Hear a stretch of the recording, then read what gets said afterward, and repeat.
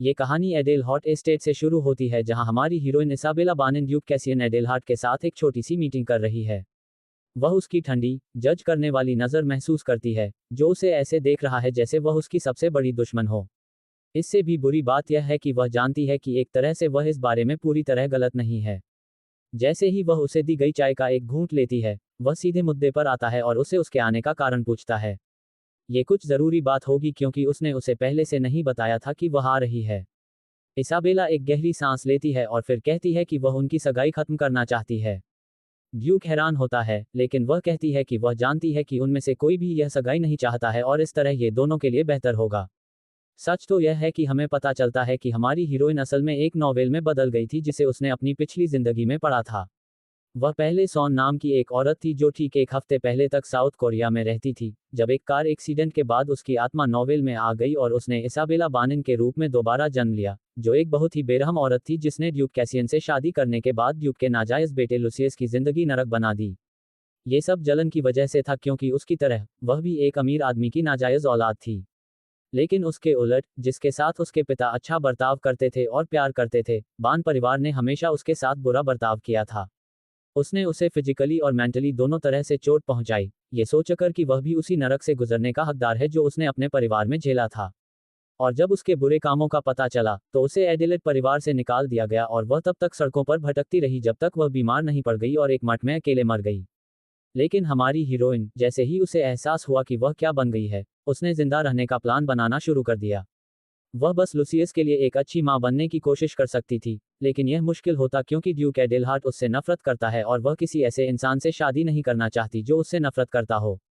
इसलिए उसने तय किया कि सबसे अच्छा तरीका सगाई कैंसिल करना है। इसके साथ ही वह जल्द से जल्द अपना प्लान पूरा करने के लिए एडेलहार्ट एस्टेट के लिए निकल पड़ी। ये हमें शुरुआती सीन पर वापस ले जाता है, ड्यूक कैसियन के साथ उसकी छोटी सी मीटिंग। जैसे ही उसने उसे बताया कि वह सगाई कैंसिल करना चाहती है, ड्यूक बेला के सुझाव से कंफ्यूज हो जाता है और सवाल करता है कि क्या यह उसकी मर्जी है या काउंट बान का ऑर्डर है। बेला कहती है कि वह यही चाहती है और असल में उसके पिता को इसके बारे में कुछ नहीं पता। ये सुनकर ड्यूक खड़ा हो जाता है और कहता है कि इस मामले में उनकी बातचीत यहीं खत्म होती है। लेकिन बेला हार मानने से मना कर देती है।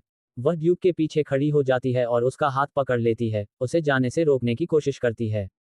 इंग्रिल, वह अपना हाथ झटक लेता है ताकि वह उसे छूना बंद कर दे। फिर बेला बताती है कि उसे असली वजह पता है कि वह उससे शादी करने के लिए क्यों राजी हुआ। उसके पिता, काउंट बानिन, जानते हैं ड्यूक के बारे में एक राज और अपनी चुप्पी के बदले में, उसने कैसियन को उससे शादी करने के लिए मजबूर किया। इससे कैसियन को गुस्सा आता है। तो, तुम्हें पता है, और फिर भी, तुम हमारी सगाई कैंसिल करना चाहते हो। बेला शांति से कहती है कि उसके पास वह जानकारी है जो ड्यूक चाहता है और वह अपने पिता को चुप रखेगी। बदले में, वह चाहती है कि वह सगाई तोड़ दे। शक होने पर, कैसियन पूछता है कि उसे इतना सब कैसे पता है। ये साफ तौर पर यह नहीं कह पाती कि ऐसा इसलिए है क्योंकि उसने नॉवेल पढ़ा है। बेला बस इतना कहती है कि वह ये नहीं बता सकती कि उसे कैसे पता चला, लेकिन उसे भरोसा दिलाती है कि सिर्फ उसे और काउंट को ही इसके बारे में पता है। ये कहने के बाद वह ड्यूक कैसियन के जवाब का बेसब्री से इंतजार करती है। कुछ मिनट सोचने के बाद, वह कहता है कि वह सोचेगा कि क्या करना है और संपर्क करेगा, लेकिन अभी के लिए ऐसा करने के लिए कहता है। वह चली जाती है। अपनी गाड़ी की ओर जाते समय, बेला ड्यूक कैसियन के बेटे, लुसियस से टकरा जाती है। थोड़ा शर्मीला, वह उसे अपने साथ दोपहर की चाय पर बुलाता है। उसके साथ आई नौकरानी उसे याद दिलाती है कि उसे पहले अपना परिचय देना चाहिए। लेकिन इससे पहले कि वह ऐसा कर पाता, बेला एक प्यारी सी मुस्कान के साथ उसका स्वागत करती है, उसे युवा मास्टर एडेलहार्ट कहकर बुलाती है। लुसियस इम्प्रेस होता है और खुश होता है कि वह जानती है कि वह कौन है। बेला उसके इनविटेशन के बारे में सोचते हुए फॉर्मल तौर पर लुसियस से अपना परिचय देती है। वह जानती है कि अगर सब कुछ प्लान के मुताबिक हुआ, तो जल्द ही उसका तलाक हो जाएगा। और अगर वह उसका इनविटेशन स्वीकार कर लेती है, तो वह उम्मीद करने लगेगा कि वह उसकी होने वाली सौतेली मां बनेगी। प्यार से, वह कहती है कि दुर्भाग्य से उसका पहले से ही एक और काम है और उसे इनविटेशन मना करना होगा। बेला के मना करने से शर्मिंदा लुसियस अचानक मिले इनविटेशन के लिए माफी मांगता है। बेला कहती है कि उसे माफी मांगने की जरूरत नहीं है, लेकिन दुर्भाग्य से वह उसके साथ नहीं जा सकती। इसके साथ, वह अलविदा कहती है और चली जाती है। उसे नॉवेल का लुसियस याद है, जो अपने पिता की तरह ही एक ठंडा और हिसाब किताब वाला आदमी था, जो अपने दुश्मनों को खत्म करने में हिचकिचाता नहीं था। इसके बावजूद, आज वह जिस लुसियस से मिली, वह बस एक प्यारा और अच्छा बच्चा था। वह जानती है कि नॉवेल में बचपन में, वह लालच और पावर के खेल के बीच अकेला था। जब उसके पिता ने उसे वारिस घोषित किया तो कई लोग इसके खिलाफ थे। उनका मानना था कि ड्यूक कैसियन को एक सही बेटा होने का इंतजार करना चाहिए और फिर तय करना चाहिए कि वारिस कौन होगा, क्योंकि किसी आम कमीने को चुनना अजीब था। ड्यूक ने हमेशा लुसियस का बचाव किया और सबको ये दिखाने की कोशिश की कि यह उसका फैसला था और जो कोई भी इसका विरोध करेगा वह उसे सजा देगा। लेकिन बिना ये जाने इससे लुसियस पर और ज्यादा दबाव और ज्यादा नजरें पड़ने लगीं। राज्य की जवान औरतें लुसियस के बारे में गपशप करती थीं और अंदाजा लगाती थीं कि उसकी मां कौन हो सकती है।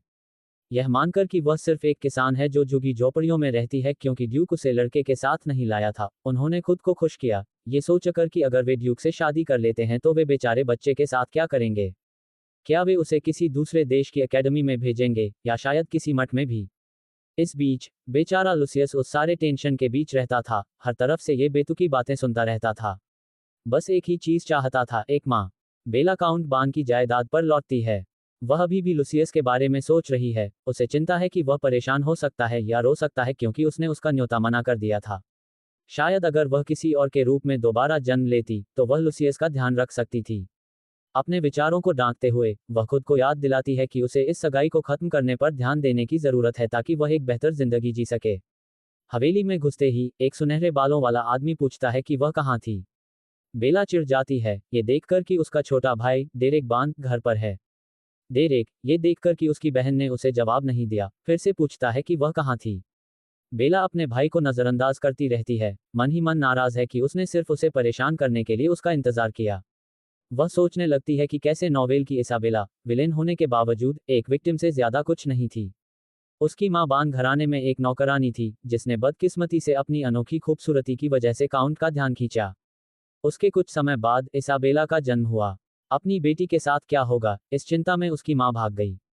बदकिस्मती से कुछ समय बाद उसे एक बीमारी हो गई।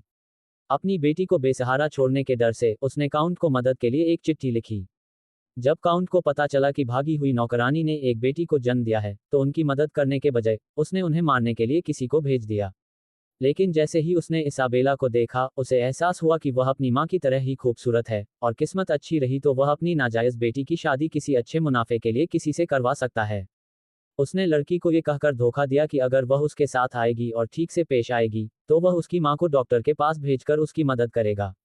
कोई चारा न होने पर और अपनी मां को बचाने की कोशिश में इसाबेला काउंट के साथ रहने चली गई जहां वह एक पापी की तरह रहने लगी। डेरेरिक इस वजह से काउंट से बहुत गुस्सा था और उसने अपना गुस्सा इसाबेला पर निकाला। बेला अपने ख्यालों से बाहर आती है जब डेरेरिक उसका हाथ पकड़ता है। उसे गुस्सा आता है कि उसने उसे इग्नोर करने की हिम्मत की, वह दूर हटने की कोशिश करती है, कहती है कि वह थक गई है और उसे उससे कुछ नहीं कहना है। डेरेरिक बेला की कलाई कसकर पकड़ लेता है, उससे और ज्यादा चिढ़ने लगता है, सोचता है कि वह उसे चैलेंज कर रही है क्योंकि उसकी ड्यूक एडेलहार्ड से सगाई हो चुकी है, लेकिन वह जोर देकर कहता है कि कुछ भी नहीं बदला है। ये सुनकर बेला उसे और भी चैलेंज करती है, कहती है कि चीजें अलग हैं क्योंकि ड्यूक से शादी करके वह एम्पायर की 3 डचेस में से एक बन जाएगी और उसे उसकी इज्जत करनी होगी। डेरेरिक सच से गुस्सा होकर बेला को जोर से धक्का देता है जिससे वह सीढ़ियों से नीचे गिर जाती है। बेला अगले दिन अपने कमरे में उठती है, इस बात से कंफ्यूज कि वह वहां कैसे पहुंची। उसे आखिरी चीज जो याद है वह है सीढ़ियों से नीचे गिरना। उसकी मेड कमरे में आती है और पूछती है कि क्या वह ठीक है और क्या उसे कहीं दर्द हो रहा है। बेला नींद में जवाब देती है कि उसके पूरे शरीर में थोड़ा दर्द हो रहा है। एनी उसकी पर्सनल मेड परेशान होकर कहती है कि दर्द इसलिए हो रहा होगा क्योंकि यंग मास्टर डेरेक ने उसे सीढ़ियों से नीचे धक्का दे दिया था। वह उसे कुछ पेनकिलर देती है जो फैमिली डॉक्टर ने उसके लिए लिखी थी, साथ में एक लेटर भी देती है जिस पर एडहॉट सील लगी हुई थी। बेला अचानक मिले लेटर से हैरान है। क्या ऐसा हो सकता है कि ड्यूक ने पहले ही तय कर लिया हो कि वह सगाई खत्म करना मानेगा या नहीं। असल में लेटर लूसियस का है। उसने लेटर में लिखा है कि उसके ट्यूटर ने उसे सिखाया था कि किसी को दोपहर की चाय पर बुलाने का सही तरीका फॉर्मल इनविटेशन देना है। इसीलिए वह उसे अपने साथ दोपहर की चाय पर फॉर्मल तरीके से बुलाने के लिए लेटर भेज रहा है। अनजाने में बेला की आंखों में आंसू भर आते हैं। पिछली जिंदगी में उसे अपनी बायोलॉजिकल मां की कोई याद नहीं थी, इसलिए जब उसके पिता ने दूसरी शादी की तो सौतेली मां का होना एक सपने के सच होने जैसा लगा। वह हमेशा एक खुशहाल परिवार चाहती थी, लेकिन एक दिन उसने अपने माता पिता को दरवाजे की एक दरार से बात करते हुए सुना। उसकी सौतेली मां प्रेग्नेंट थी और चूंकि बच्चा पैदा होने वाला था, वह हमारे हीरो को एक बोर्डिंग स्कूल भेजना चाहती थी क्योंकि 2 बच्चों की देखभाल करना बहुत ज्यादा काम होता। इसीलिए उसकी आंखों में आंसू भर आए, क्योंकि वह जानती है कि जिन्हें आप प्यार करते हैं उनके द्वारा रिजेक्ट किए जाने का दर्द कैसा होता है। बेला लुसियस को जवाब लिखती है और अपनी मेड से कहती है कि जवाब जल्द से जल्द दे दे। वह थकी हुई कुर्सी पर झुक जाती है, सोचती है कि डेरेक से कैसे निपटा जाए। शायद उसे कैसियन से सगाई कैंसिल करने से पहले उससे बदला ले लेना चाहिए। उसे एहसास होता है कि सगाई कैंसिल करने के बाद भी उसे अपने परिवार से भागने का कोई रास्ता खोजना होगा, क्योंकि उसे यकीन है कि सगाई खत्म होते ही काउंट उसके लिए किसी दूसरे आदमी से शादी का इंतजाम कर देगा। अगर उसे जिंदा रहना है तो उसे पैसे और जानकारी चाहिए। एक छिपा हुआ चोगा पहनकर वह इंफॉर्मेशन गिल्ड की ओर जाती है। इस बीच ड्यूक की एस्टेट में लुसियस लेडी बानाइन का जवाब पाकर बहुत खुश होता है। वह लेटर खोलता है और पढ़ना शुरू करता है। लेडी बानिन लिखती हैं कि उन्हें इनविटेशन बहुत पसंद आया, लेकिन बदकिस्मती से उनके पहले से ही दूसरे कमिटमेंट थे और वे उनके साथ नहीं आ सकी। लूसियस रिजेक्शन से दुखी होता है और अपनी मेड से पूछता है कि शायद लेडी बारिन उसे इसलिए पसंद नहीं करती क्योंकि वह एक कमीना है। उसे डर है कि इसी वजह से वह एंगेजमेंट कैंसिल करने की कोशिश कर रही है। प्यार और उम्मीद से वह अपनी मेड से कहता है कि उसे विश्वास है कि वह लेडी बानिन का मन बदल सकता है। मेड उसे प्यार से यकीन दिलाती है कि वह एक प्यारा बच्चा है और जरूर लेडी बानिन ये देख पाएंगी और शायद वह बस बहुत बिजी हैं। फिर लूसियस इसाबेला के लिए एक गिफ्ट खरीदने का फैसला करता है। गिफ्ट पाना हर किसी को पसंद होता है। शायद इससे वह खुश हो जाए और अपने जवाब पर दोबारा सोचे। वे दोनों शहर में जाते हैं। शहर के सेंटर में हमारी हीरोइन गिल्ड का रास्ता ढूंढ रही होती है, तभी उसे एक जानी पहचानी आवाज सुनाई देती है। आवाज की तरफ देखते हुए वह देखती है कि लुसियस अपनी नौकरानी को देखते हुए जोश में दौड़ रहा है। इससे वह एक पत्थर पर ठोकर खाकर गिर जाता है। बेला जानती है कि उसे लुसियस के साथ और ज्यादा नहीं उलझना चाहिए, लेकिन वह उसे नजरअंदाज भी नहीं कर सकती। आखिरकार वह नोवेल की फैन थी और जानती है कि लुसियस कितना प्यारा है। वह उसके पास जाती है, पूछती है कि क्या वह ठीक है। लुसियस उसे देखकर हैरान रह जाता है। वह उससे कहती है कि उसे अपने घुटनों पर लगी खरोंचों का इलाज कराने के लिए एडेलहॉट एस्टेट वापस जाना चाहिए। वह मना कर देता है, कहता है कि वह उसके लिए एक गिफ्ट खरीदने शहर आया है। बेला इस बात से खुश होती है, लेकिन उसे याद दिलाती है कि हेल्थ सबसे जरूरी है। लुसियस मौके का फायदा उठाता है और उसे आज चाय पर चलने के लिए बुलाता है। ये देखकर कि छोटा लुसियस कितना पक्का इरादा रखता है, बेला आखिरकार मान जाती है। तरह तरह की मिठाइयों और कुकीज से घिरी बेला लुसियस से पूछती है कि वह उसके साथ चाय क्यों पीना चाहता था। शर्मिंदा होकर लुसियस कहता है कि वजह ये थी कि वह उसे अपनी सौतेली मां बनने के लिए फॉर्मल तौर पर पूछे। परेशान होकर बेला कहती है कि बदकिस्मती से उसे लगता है कि वह उसकी सौतेली मां नहीं बन सकती। लुसियस सीधे मुद्दे पर आते हुए पूछता है कि क्या ऐसा इसलिए है क्योंकि वह एक कमीना है। उसने बगीचे में औरतों को उसके बारे में गॉसिप करते हुए सुना था। बेला कहने लगती है कि ऐसा इसलिए नहीं है। दरवाजा खुलता है और ड्यूक कैसियन चाय के कमरे में घुसते ही वहां इसाबेला को देखकर हैरान रह जाता है। वह पूछता है कि इसाबेला लुसियस के साथ अकेली क्यों है। इसाबेला ड्यूक कैसियन का रिएक्शन समझती है। आखिर उसकी जैसी बिना शादी के पैदा हुई बेटी की सगाई इतने जरूरी आदमी से क्यों हो पाई, और उसके पिता काउंट ड्यूक को ब्लैकमेल इसलिए कर पाए क्योंकि लुसियस असल में कैसियन का बेटा नहीं है। जूलिया एडेलहार्ट, हालांकि एडेलहार्ट एस्टेट में उसका नाम लंबे समय से मना था, वह पहले के ड्यूक एडेलहार्ट की पहली बेटी और कैसियन की बड़ी बहन है। वह अकेली इंसान थी जो कैसियन के प्रति दयालु और समझदार थी, जब वह बचपन में अपने पिता के बेरहम हाथों तकलीफ झेल रहा था। वह कैसियन का एकमात्र असली परिवार थी। जैसे जैसे समय बीता और भाई बहन बड़े हुए, उनके रिश्ते अलग अलग हो गए, जिससे वे अलग हो गए। फिर भी कैसियन को राहत मिली, उसे यकीन था कि इस तरह उसकी बहन अपने पिता की बेरहम पकड़ से बच पाएगी।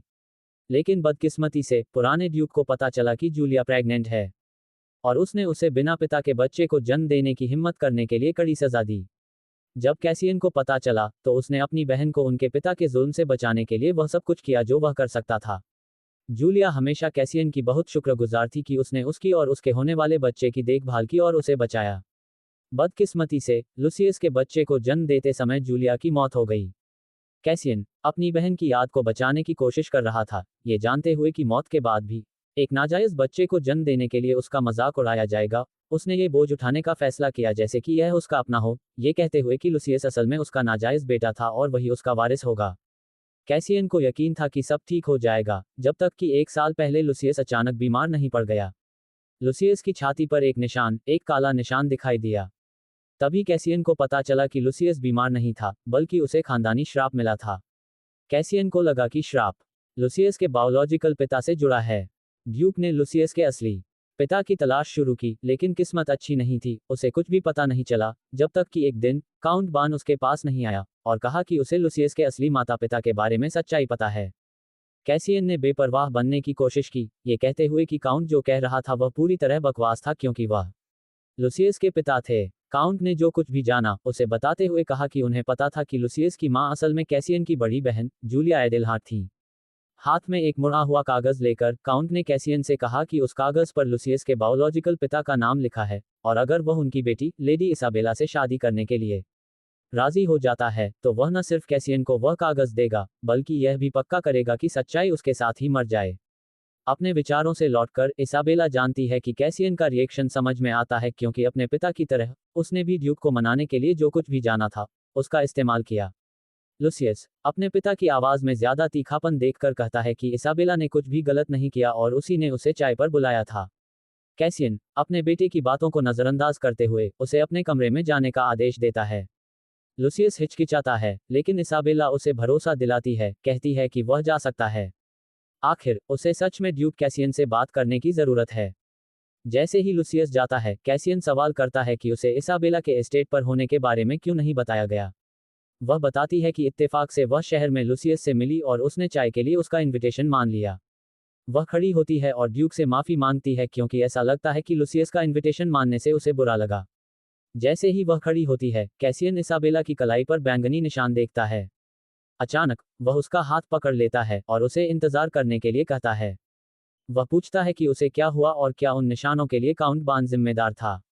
शर्मिंदा होकर इसाबेला बताती है कि ऐसा नहीं है जैसा वह सोचता है, कि वे अपनी सगाई कैंसिल करने के करीब हैं और जल्द ही अजनबी हो जाएंगे, इसलिए कैसियन को उसकी चिंता नहीं करनी चाहिए। लेकिन कैसियन कहता है कि वह सगाई खत्म करने के लिए कभी राजी नहीं हुआ था। और साफ है, वह इस बात को लेकर परेशान है कि क्या हुआ होगा, कि वह अभी भी उसकी मंगेतर है और उसे यह जानने का हक है कि बान एस्टेट में कुछ हो रहा है या नहीं। नॉवेल पढ़कर जो उसने नतीजा निकाला उस पर भरोसा करते हुए हमारी हीरोइन कैसियन की बातों या चिंता पर यकीन नहीं करती और उससे उसे जाने देने के लिए कहती है। वह कहती है कि वह बस कल रात सीढ़ियों से फिसलकर गिर गई थी, लेकिन ये कुछ सीरियस नहीं था। कैसियन ये समझते हुए कि इसाबेला उसे सच नहीं बताएगी, उसे जाने देता है। हवेली में इसाबेला को घर वापस गाड़ी में बिठाने के बाद वह चिढ़कर चला जाता है। वह अपने असिस्टेंट लोगन को यह पता लगाने का ऑर्डर देता है कि इसाबेला के साथ उसका परिवार कैसा बर्ताव करता है। कैसियन को लगता है कि इसाबेला की कलाई पर निशान इस बात के संकेत हैं कि वह किसी तरह के गलत बर्ताव से गुजर रही है। सीन कट करके हमारी हीरोइन गाड़ी में आ जाती है। वह कोचमैन से शहर में कोर्टनी स्ट्रीट पर उसे छोड़ने के लिए कहती है, लेकिन वह कहता है कि उसे ड्यूक से खास ऑर्डर मिले हैं कि वह उसे बान मैंशन ले जाए। बेला विनती भरी नजरों से कहती है कि उसे शहर में कुछ चीजों का ध्यान रखना है और वादा करती है कि वह किसी को नहीं बताएगी कि उसने उसे वहां छोड़ा है। कोचमैन को मनाकर बेला उस जगह पहुंचती है जिसे वह इंफॉर्मेशन गिल्ड मानती है, जो शहर का एक छोटा सा पब है। वह काउंटर तक जाती है, टेबल पर 2 बार दस्तक देती है। नॉक का नॉक। मुझे नींबू और बर्फ के साथ एसेंट का एक गिलास चाहिए। बेला रिक्वेस्ट। एसेंट एम्पायर में एक पॉपुलर ड्रिंक है, लेकिन जब इस पब में इस तरह से ऑर्डर किया जाता है तो ये सिएरा गिल्ड, जो शहर के इंफॉर्मेशन गिल्ड में से एक है, से मिलने का रिक्वेस्ट करने का पासवर्ड बन जाता है। बारटेंडर इसाबेला से पूछता है कि क्या उसे पक्का यकीन है कि वह यही ऑर्डर करना चाहती है, और वह कॉन्फिडेंस से हाँ कहती है। वह सीक्रेट कोड जानती है क्योंकि नॉवेल में 13 साल बाद कैसियन की मौत के बाद लुसियस को अपने असली माता पिता के बारे में सच्चाई का पता चलता है। और कैसियन से धोखा महसूस करते हुए वह कैसियन और उसके पास्ट के बारे में और जानने के लिए सिएरा गिल्ड के लीडर से मिलता है। आखिर में वह गिल्ड मास्टर का दोस्त बन जाता है, और इसी वजह से बेला जानती है कि मिलने का रिक्वेस्ट कैसे करना है और वह गिल्ड लीडर पर भरोसा कर सकती है। लेकिन भरोसे से परे बेला जानती है कि इंफॉर्मेशन इन गिल्ड के लिए सोना है। और जब से उसने उस नॉवेल में दोबारा जन्म लिया है जिसे उसने पढ़ा था, उसके पास बहुत सारा ज्ञान है। कुछ तो इतना मजेदार है कि गिल्ड लीडर सैमुअल खुद को रोक नहीं पाएगा। इसाबेला को एक प्राइवेट कमरे में ले जाया जाता है और अटेंडेंट उसे एक पल रुकने के लिए कहता है। वह इंतजार करते समय उसे एक गिलास पानी देता है। उसी समय बेला को उस आदमी से एक जानी पहचानी खुशबू आती है, रकेरा की खुशबू, जो एक बहुत महंगी जड़ी बूटी है जो अपनी शांत करने वाली खुशबू के लिए मशहूर है। ये देखकर वह उस आदमी की कलाई पकड़ लेती है। मुस्कुराते हुए वह कहती है कि इंतजार करने की कोई वजह नहीं है। सिएरा गिल्ड के लीडर सैमुअल, आपसे मिलकर खुशी हुई। उत्सुक होकर सैमुअल पूछता है कि उसे कैसे पता चला कि वह वही है। बेला बताती है कि वह जानती है कि सैमुअल की छोटी बहन की सेहत हमेशा से बहुत नाजुक रही है और वह अक्सर उसे शांत करने के लिए रेरा का इस्तेमाल करता है, इसलिए जड़ी बूटी की खुशबू असल में सैमुअल की खास खुशबू बन गई है। वह आगे कहती है कि इसके अलावा सैमुअल की उंगली में अंगूठी एक ऐसी चीज है जिससे वह अपना रूप बदल सकता है। इम्प्रेस होकर सैमुअल मुस्कुराता है और हमारे हीरो की चालाकी की तारीफ करता है। अपनी उंगली से अंगूठी निकालते हुए वह कहता है कि ऐसा लगता है कि वह उसके समय के लायक हो सकती है। प्लेटिनम जैसे सफेद बालों और सुनहरी आंखों के साथ सैमुअल अपना असली रूप दिखाता है। वह पूछता है कि इसाबेला उससे क्या चाहती है। वह कहती है कि वह पैसे के लिए एक चीज बेचना चाहती है और उससे एरॉन लेना नाम के एक डॉक्टर को ढूंढने के लिए भी कहती है। उसके लाल बाल, हरी आंखें हैं और वह शहर के बाहरी इलाके में रहती है। बेला जानती है कि यह डॉक्टर भविष्य में सैमुअल की बहन की बीमारी का इलाज बनाएगा। सैमुअल पूछता है कि उसे अपनी सेवाओं के बदले में क्या मिलेगा। टेबल पर एक थैली को छूते हुए बेला कहती है कि अंदर जो है वह काफी से ज्यादा होना चाहिए, लेकिन क्योंकि वह गिल्ड की सेवाओं का अक्सर इस्तेमाल करने की योजना बना रही है, इसलिए उसके लीडर के साथ अच्छे रिश्ते बनाना अच्छा होगा। वह उसे बताएगी कि उसकी बहन को ठीक करने के लिए उसे क्या करना होगा। सैमुअल इसाबेला के ऑफर से हैरान है। वह 7 साल से इलाज ढूंढ रहा है, जब से उसकी बहन पैदा हुई थी, जिससे इसाबेला सोचती है कि क्या वह सच में आर्या को ठीक कर सकती है। हमारी हीरोइन हमें बताती है कि जिस नॉवेल में उसने दोबारा जन्म लिया है उसका टाइटल आर्या ऑफ लाइट है और आर्या, सैमुअल की बहन, नॉवेल की फीमेल हीरोइन है। आर्या कमजोर है लेकिन उसका दिल किसी से भी ज्यादा गर्म है। और लुसियस, जो कैसियन के धोखे के बाद उदास हो गया था, उसकी नर्म पर्सनैलिटी से बहुत प्रभावित होता है। और जो दिव्य शक्ति आर्या की सेहत पर कहर बरपा रही थी, वही आखिर में वह रोशनी बन गई जिसने लुसियस को श्राप से आजाद किया। थोड़े से टैलोन के फूल पानी में उबालें और अपनी बहन को पिलाएं। वे सेसिया के राज्य में उगते हैं और उन्हें खाने वालों को ताकत देने के लिए जाने जाते हैं। बेला सैमुअल को समझाती है। सैमुअल सावधानी से पूछता है कि उसे उस पर विश्वास क्यों करना चाहिए। बेला कहती है कि वह उसकी बातों पर विश्वास करे या नहीं, यह उसकी मर्जी है। वह समझाता है कि जब तक उसके पास ये सबूत नहीं होगा कि इलाज असरदार है, वह उसे वह जानकारी नहीं दे पाएगा जो उसने मांगी थी। बेला कहती है कि वह सैमुअल की बात समझती है, लेकिन जोर देती है कि डॉक्टर को ढूंढने से उसे भी फायदा होगा। हमारी हीरोइन का मानना है कि अगर वह एरॉन की स्पॉन्सर बन जाती है और आर्या की बीमारी का इलाज बनाने में उसकी मदद करती है, तो वह सैमुअल के साथ एक मजबूत रिश्ता बना पाएगी।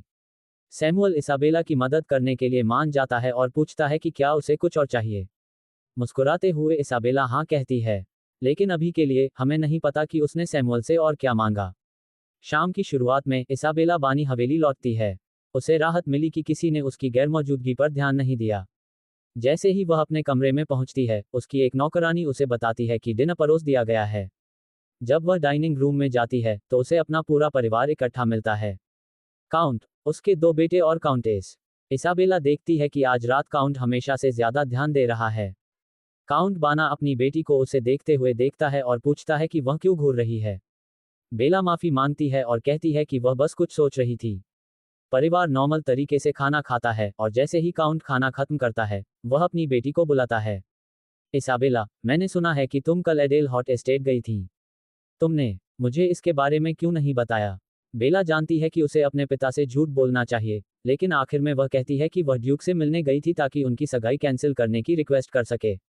और हाँ, मुझे भी समझ नहीं आया कि उसने झूठ क्यों नहीं बोला। उम्मीद है कहानी में आगे चलकर यह समझाया जाएगा। शुरू में जो उसने अभी सुना उस पर यकीन न करते हुए वह उससे फिर सवाल करता है। चेहरे पर मुस्कान के साथ वह कहती है कि उसने ड्यूक से कहा था कि उसे उससे शादी करने में कोई दिलचस्पी नहीं है। गुस्से में काउंट इसाबेला के पास जाता है और उसके चेहरे पर थप्पड़ मारता है। वह उसे नफरत से देखता है। मेरे सब्र का टेस्ट मत लो इसाबेला।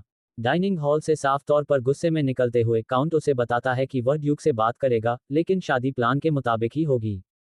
मेरी बात याद रखना इसाबेला, ताकि तुम फिर कभी मेरी बात ना मानने की हिम्मत ना करो। जैसे ही काउंट चला जाता है, डेरिक अपनी बहन का मजाक उड़ाने का मौका लेता है और कहता है कि वह सच में पागल हो गई होगी। क्या तुम्हें मुझसे बस इतना ही कहना है? इसाबेला पूछती है, अपने गाल पर बड़े थप्पड़ के निशान के बावजूद खुद को शांत रखने की कोशिश करते हुए। कंफ्यूज्ड, डेरिक पूछता है कि उसे उससे क्या उम्मीद थी। शायद माफी या चिंता का इशारा। इसाबेला जवाब देती है, आखिर उसने पिछली रात उसे सीढ़ियों से नीचे धकेल दिया था। गुस्से से हंसते हुए डेरेरिक कहता है कि इसाबेला ने आजकल वह बहुत अजीब बर्ताव कर रही है और उसे चुप हो जाना चाहिए और पहले की तरह गायब हो जाना चाहिए। अपने भाई की बात को नजरअंदाज करते हुए वह पूछती है कि क्या उसे सच में अपने किए पर बुरा नहीं लगता। मैं मरकर भी तुमसे माफी नहीं मांगूंगी, डेरेरिक गुस्से में जवाब देता है। बेला चुपके से एक चमकता हुआ लिक्विड गिरा देती है। वह उससे टकरा जाती है, ये सोचकर कि उसने उसे खुद को सुधारने का मौका दिया है। फिर हम देखते हैं कि असल में टक्कर इसलिए लगी थी ताकि चमकता हुआ लिक्विड डेरिक के पैर पर बिना उसे पता चले लगे। हम उस बातचीत में वापस चले जाते हैं जो बेला ने पहले सैमुअल के साथ की थी। एक्स्ट्रा रिक्वेस्ट कुछ ऐसी थी जिससे कोई सीढ़ियों से गिर जाए और उसे कोई गंभीर चोट न लगे। सैमुअल को यह रिक्वेस्ट अजीब और थोड़ी हल्की लगती है। सच तो यह है कि बेला दूसरों को तकलीफ देने में सहज महसूस नहीं करती, लेकिन इसका मतलब यह नहीं है कि डेरेरिक सजा का हकदार नहीं है। सैमुअल मुस्कुराते हुए उसे एक चमकते नीले लिक्विड की छोटी शीशी देता है। हम प्रेजेंट में लौटते हैं और बेला को अपने कमरे में जाते हुए देखते हैं, ये सोचते हुए कि वह जितनी जल्दी उस घर से निकल जाए उतना ही अच्छा है। अगले दिन एडिलेट मैंशन में हम कैसियन को उसके ऑफिस में देखते हैं जब उसका एक असिस्टेंट इन्वेस्टिगेशन की रिपोर्ट करने आता है। असिस्टेंट कहता है कि हालांकि काउंट बान दूसरों के सामने अपनी बेटी की बहुत परवाह करते दिखते हैं, सच तो यह है कि परिवार उसे नजरअंदाज करता है। काउंटेस भी उसके साथ बुरा बर्ताव करने के तरीके ढूंढ लेता है, कभी कभी उसे उसके कमरे में बंद करने और कई दिनों तक बिना खाना दिए छोड़ने के बहाने बनाता है। कैसियन पूछता है कि क्या इसाबेला को मारने का कोई रिकॉर्ड है। उसका असिस्टेंट कहता है नहीं, और कैसियन को यह मानना मुश्किल लगता है कि यह सच है। अगर परिवार उसे नहीं मारता तो उसकी कलाई पर वे निशान कैसे आए। वह खुद स्थिति का अंदाजा लगाने का फैसला करता है।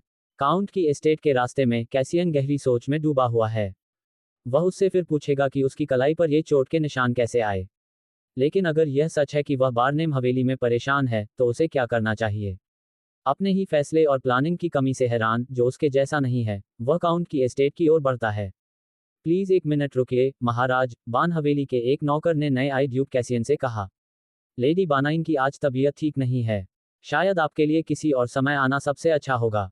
बटलर के जोर देने के बावजूद कैसियन ने इसाबेला को कल ही देखा था। ऐसा हो ही नहीं सकता कि वह एक दिन से दूसरे दिन इतनी बीमार हो जाए। कैसियन जिद दिखाता है, बटलर को बताता है कि वह नहीं जाएगा, कि वह लेडी बानाइन से अभी मिलना चाहता है। इस बीच अपने कमरे में बेला आईने में अपने गाल पर चोट की सूजन देखती है। इसके बावजूद वह खुश लगती है। इससे पहले उसकी एक नौकरानी ने उसे बताया कि यंग मास्टर डेरेक फिसलकर सीढ़ियों से गिर गए हैं। वह खुशी खुशी बिस्तर पर लेट जाती है, ये जानते हुए कि इसका मतलब है कि उसे कुछ समय के लिए डेरेक से नहीं मिलना पड़ेगा। शायद उसे अपने गाल पर चोट के निशान का फायदा उठाकर देर तक सोना चाहिए, हमारी हीरोइन सोचती है। लेकिन उसके प्लान तब खराब होने वाले थे जब कोई जल्दी से उसके दरवाजे पर दस्तक देता है। परेशान होकर वह जो भी हो उसे अंदर आने देती है। कमरे में आते हैं। उसकी पर्सनल मेड परेशान होकर दौड़ती हुई आती है और बताती है कि एक गेस्ट उस लेडी का इंतजार कर रहा है। इजाबेला हैरान रह जाती है और अपनी मेड से पूछती है क्योंकि उसे याद नहीं है कि आज उसका कोई काम तय था। मेड बताती है कि गेस्ट ड्यूक एडेलहार्ट हैं। अचानक आए इस मेहमान से हैरान बेला सोचती है कि क्या ड्यूक सगाई खत्म करने आए हैं। अपना हाथ चेहरे पर रखते हुए उसे एहसास होता है कि वह ड्यूक से इस तरह नहीं मिल सकती वरना उसे उसके गाल पर चोट का निशान दिख जाएगा। वह अपनी मेड से ड्यूक से माफी मांगने और उसे बताने के लिए कहती है कि उसकी तबीयत ठीक नहीं है और इसलिए वह उससे नहीं मिल पाएगी। एनी चली जाती है और कुछ मिनट बाद परेशान होकर लौटती है। एनी बताती है कि ड्यूक किसी भी कीमत पर उससे मिलने की जिद कर रहा है। वह अभी हवेली के रिसेप्शन रूम में इंतजार कर रहा है। दोनों चिंता में आह भरते हैं, ये जानते हुए कि सिचुएशन और भी मुश्किल हो गई है। यह महसूस करते हुए कि उसे ड्यूक से मिलना होगा, बेला एनी से तैयार होने में मदद मांगती है। एनी इसाबेला को जितना हो सके तैयार करती है, मेकअप भी करती है। फिर भी इसाबेला के चेहरे पर चोट का निशान साफ दिख रहा है। एनी घबरा जाती है। अगर ड्यूक ने बेला के चेहरे पर चोट का निशान देख लिया तो वह बहुत गुस्सा होगा। बेला को एक आइडिया आता है और वह एनी से एक चौड़ी किनारी वाली टोपी लाने के लिए कहती है। टोपी को उस तरफ झुकाकर पहनती है जहां चोट का निशान है। इसाबेला ड्यूक से मिलने जाती है। वेटिंग रूम के दरवाजे पर हाउस बटलर उसे अपने चैम्बर में लौटने का सुझाव देता है। बेला जोर देती है, कहती है कि ड्यूक ने उसे बुलाया है। बटलर बताता है कि काउंटेस अभी ड्यूक से बात कर रही है। बेला ये सुनकर हैरान रह जाती है। काउंटेस, वह क्या प्लान बना रही है? बेला सोचती है और उसके चेहरे पर मुस्कान आ जाती है। अब पहले से कहीं ज्यादा उसे यकीन है कि उसे उस कमरे में जाना ही होगा। कॉन्फिडेंट होकर इसाबेला वेटिंग रूम में जाती है। वह सुनती है कि काउंटेस ड्यूक से माफी मांग रही है, कह रही है कि इसाबेला की आज तबीयत ठीक नहीं है और उसे किसी और समय आना चाहिए। जब काउंटेस किसी को अंदर आते हुए देखती है तो वह अपने आप उन पर चिल्लाती है, कहती है कि उसने उनसे कहा था कि किसी को अंदर न आने दें।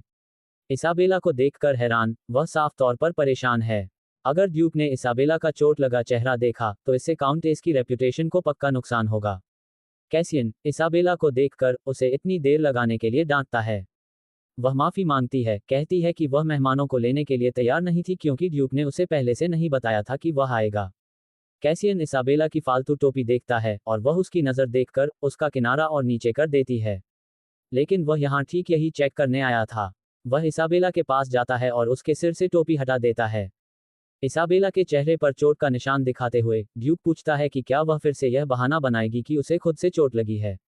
इसे छिपाने की कोशिश करते हुए काउंटेस कहता है कि इसाबेला बहुत अनाड़ी है। कैसियन जवाब देता है कि वह खुद इसाबेला से सुनना चाहता है कि क्या हुआ था। क्या किसी ने तुम्हारे साथ ऐसा किया? बेला को समझ नहीं आ रहा कि वह इतना गुस्सा क्यों है। उसे इस बात की क्या परवाह है कि उसके साथ क्या होता है। कैसियन बेला के चेहरे पर चोट के निशान को देखता है और यह नतीजा निकालता है कि किसी ने साफ तौर पर उसे थप्पड़ मारा था या उसे मुक्का मारा। ये किसने किया? मेरी मंगेतर पर हाथ उठाने की हिम्मत किसने की? वह गुस्से में काउंटेस को देखते हुए कहता है। ड्यूक का डराने वाला अंदाज महसूस करते हुए काउंटेस अपना बचाव करती है, कसम खाती है कि उसने ऐसा कुछ नहीं किया जिसकी वह कभी हिम्मत नहीं करेगी। बेला अभी भी चीजों को छिपाने की कोशिश करते हुए कहती है कि यह थप्पड़ नहीं था। ड्यूक एक पल सोचता है। वह तय करता है कि वह अब अपनी मंगेतर को और तकलीफ नहीं होने देगा। आज से इसाबेला उसके साथ एडेलहार्ट एस्टेट में रहेगी। बेला हैरान है, लेकिन उसके पास कुछ भी कहने का समय नहीं है क्योंकि ड्यूक उसका हाथ पकड़ लेता है। वह उसे हवेली से बाहर अपनी गाड़ी की ओर ले जाने लगता है। गाड़ी में इसाबेला पूछती है, आप क्या करने की कोशिश कर रही हैं, लेडी? मुझे भी आपसे यही पूछना चाहिए, लेडी बान। अपने परिवार से लगातार बुरा बर्ताव सहना और फिर भी मुझसे मदद मांगने के बजाय सगाई कैंसिल करना। जैसा कि मैंने पहले कहा, मेरे परिवार के मामले आपकी चिंता का विषय नहीं है, इसाबेला जवाब देती है। ड्यूक ये सुनकर चिढ़ जाता है और पूछता है कि क्या वह ऐसा इसलिए कर रही है क्योंकि वह उससे शादी नहीं करना चाहती। वह जवाब देती है कि कमोबेश यही बात है। तो मैं आपको वह जवाब देता हूं जो मुझे देना है। एक बार जब हमारी सगाई हो गई और आप मेरी मंगेतर बन गईं, तो इसका मतलब है कि आप हमेशा मेरी मंगेतर रहेंगी। मेरा हमारी सगाई कैंसिल करने का कोई इरादा नहीं है, कैसियन गंभीर भाव से कहता है। वह आगे कहता है कि उसके मंगेतर के तौर पर उसे यह अधिकार और कर्तव्य है कि वह उसकी परवाह करे और उसकी भलाई सुनिश्चित करे। आप चीजों को इतना मुश्किल क्यों बनाते हैं? आप ऐसा क्यों कर रहे हैं? इसाबेला पूछती है। कैसियन उसे बताता है कि अब जब उनकी सगाई हो गई है तो इसका मतलब है कि वह अब उसकी है। मुझे समझ नहीं आ रहा कि हमारे हीरो के दिमाग में क्या चल रहा है। उसने नॉवेल पढ़ा है। वह सच में उसके कैरेक्टर को जानती है। जानती है कि वह अपने पिता से अपनी बहन की मदद न कर पाने के कारण बहुत ज्यादा गिल्ट महसूस करता है। क्या उसने सच में सोचा था कि वह ऐसी ही सिचुएशन में किसी और को इग्नोर कर देगा? हमारा हीरो कैसियन को समझता हुआ नहीं लगता। वह जानती है कि वह उससे शादी नहीं करना चाहता। कैसियन एक पल के लिए चुप रहता है, सोचता है। मेरा तुम्हें मुझसे शादी करने के लिए मजबूर करने का कोई इरादा नहीं है, लेकिन अभी के लिए मैं चाहता हूं कि तुम मेरी एस्टेट में रहो। जिसने भी देखा होगा कि बानाइंस ने तुम्हारे साथ क्या किया, वह भी वही करेगा जो मैं कर रहा हूं। तुम्हारी रक्षा करो। इसाबेला चुपचाप कैसियन की बातें सुनती है। वह जानती है कि यह शायद सच है, और चूंकि वह सबके सामने उसकी मंगेतर है, इसलिए वह उसके घर या अपने घर के अलावा कहीं और नहीं रह सकती। एडिलेट एस्टेट में बेला को हेड बटलर फ्रैंक ओडेलो ने ऑफिशियली रिसीव किया। कैसियन ने फ्रैंक को बताया कि इसाबेला कुछ समय के लिए एस्टेट में रहेगी। फ्रैंक इसाबेला को उस कमरे में ले जाता है जिसका वह इस्तेमाल करेगी, एक बड़ा और अच्छी तरह से सजा हुआ कमरा। जैसे उसे पहले से पता हो कि क्या हुआ था जिससे वह ड्यूक के साथ रहने आई थी। वह उसे फैमिली डॉक्टर से भी मिलवाता है और बताता है कि उसकी चोटों का इलाज वही करेगा। बेला शुरू में मना करने की कोशिश करती है, लेकिन डॉक्टर उसे बताता है कि यह ड्यूक का सीधा ऑर्डर था।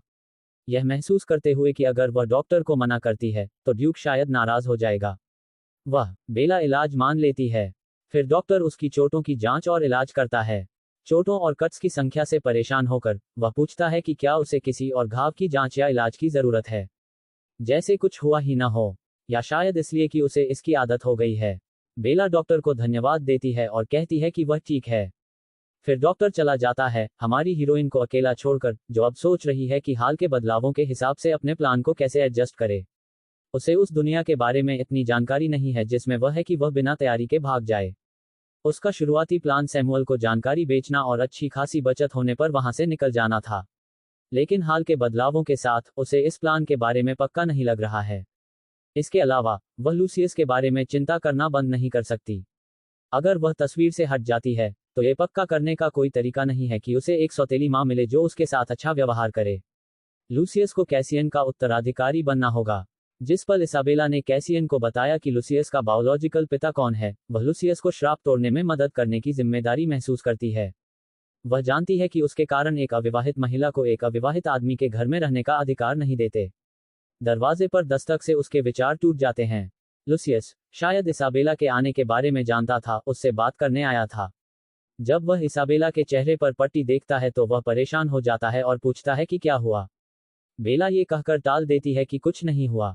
लूसियस एक पल के लिए हिचकिचाता है, लेकिन फिर हिम्मत जुटाता है और इसाबेला को एस्टेट के बगीचों में टहलने के लिए बुलाता है।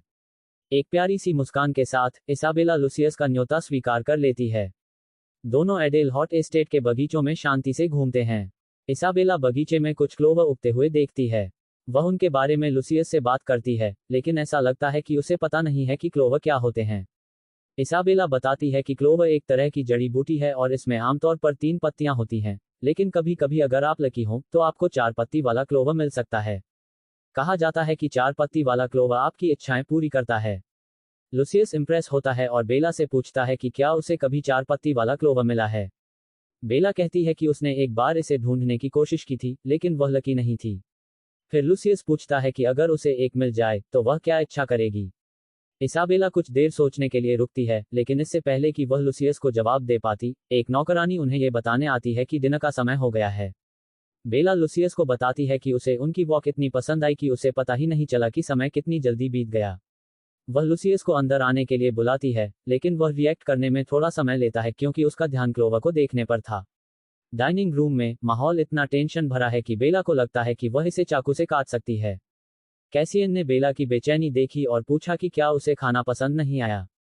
बेला ने कहा कि खाना बहुत अच्छा है, लेकिन आज उसे ज्यादा भूख नहीं लगी है। लूसियस ने अपने पिता से पूछा कि क्या लेडी बानाइन हमेशा के लिए उनके साथ रहेंगी। कैसियन ने कहा कि अभी कुछ भी तय नहीं हुआ है, लेकिन वह अभी यहीं रहेंगी। कैसियन का जवाब सुनकर लूसियस इसाबेला की ओर मुड़ा और पूछा कि क्या ये सच में सच है कि 4 पत्ती वाले तिपतिया घास इच्छाएं पूरी करते हैं। सच हो जाता है। इसाबेला को लूसियस से क्लोवर के बारे में बात करने का अफसोस होता है। वह उसे बताती है कि 4 पत्तों वाले क्लोवर की कहानी सिर्फ एक कहानी है और इसका कोई सबूत नहीं है कि यह सच है। पहले से ही यह सोचकर कि लूसियस क्या सोच रहा होगा, इसाबेला उसे चेतावनी देती है कि वह उसे ढूंढने में अपना समय बर्बाद न करे। उस रात बाद में एटलाट एस्टेट में भारी बारिश होती है। इसाबेला अपने बेडरूम की खिड़की के पास जाती है, बारिश देखती है। बगीचे की ओर देखते हुए उसे एक परछाई दिखाई देती है। लूसियस का क्लोवर के बारे में पूछना उसके दिमाग में आता है, और फिर इसाबेला को एहसास होता है कि शायद बारिश में लूसियस ही बाहर है। जैसे ही उसे यह एहसास होता है, वह बेचैनी से बगीचे में भागती है। इसाबेला लूसियस को फूलों की क्यारी के पास गिरा हुआ पाती है, जहां उन्होंने पहले क्लोवर देखे थे।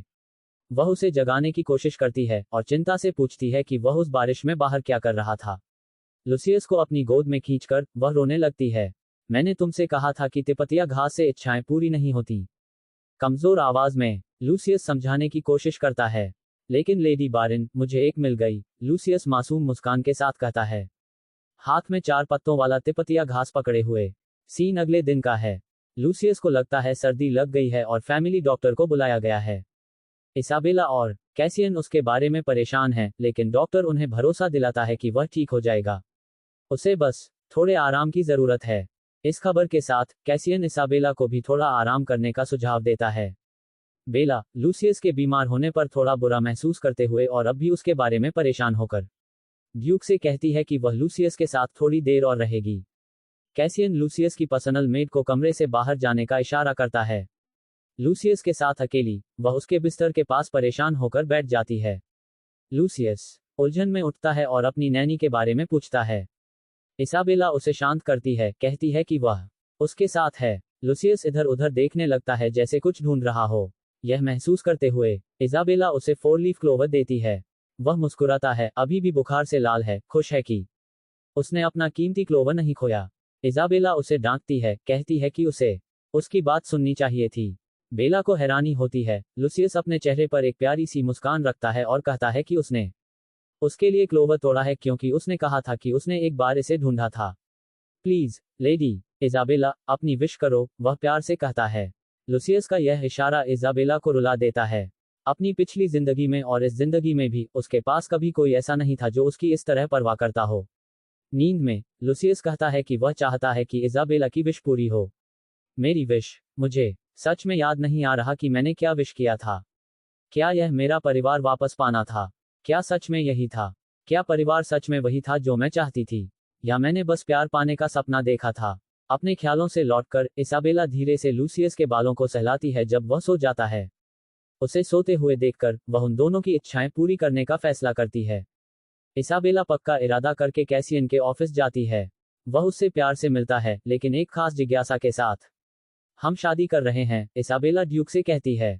बेला कहती है कि बदले में वह चाहती है कि लूसियस के बायोलॉजिकल पिता से जुड़े सभी मामले उसके साथ निपटाए जाएं, न कि काउंट बान के साथ। हैरान होकर वह इसाबेला के अचानक मन बदलने पर सवाल उठाता है।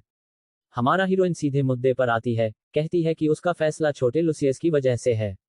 जब कैसियन पूछता है कि लुसियस ने ऐसा क्या किया कि उसने अपना मन बदल लिया, तो बेला एक प्यारी सी मुस्कान के साथ जवाब देती है कि यह उनके बीच का एक राज है। जल्दी से संभलते हुए इजाबेला कहती है कि एक बार जब वह जानकारी दे देगी तो वह तलाक के लिए रिक्वेस्ट करेगी। वह इस बात पर जोर देती है कि वह ये सिर्फ लुसियस के लिए कर रही है और शादी के लिए ये उसकी शर्तें हैं।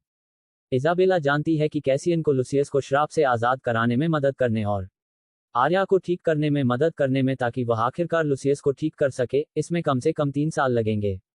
इजाबेला के विचारों को कैसियन एक दर्द भरे चेहरे से रोकता है और पूछता है कि वह उससे इतनी नफरत क्यों करती है। बेला कहती है कि वह उससे नफरत नहीं करती, लेकिन वह एक ऐसे आदमी से शादी करना चाहती है जिससे वह प्यार करती है।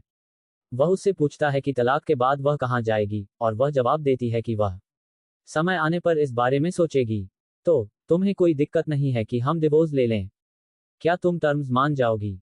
बेला पूछती है। कैसियन हाँ या ना नहीं कहता, बस इतना कहता है कि वह डिवोर्स के बारे में सोचेगा।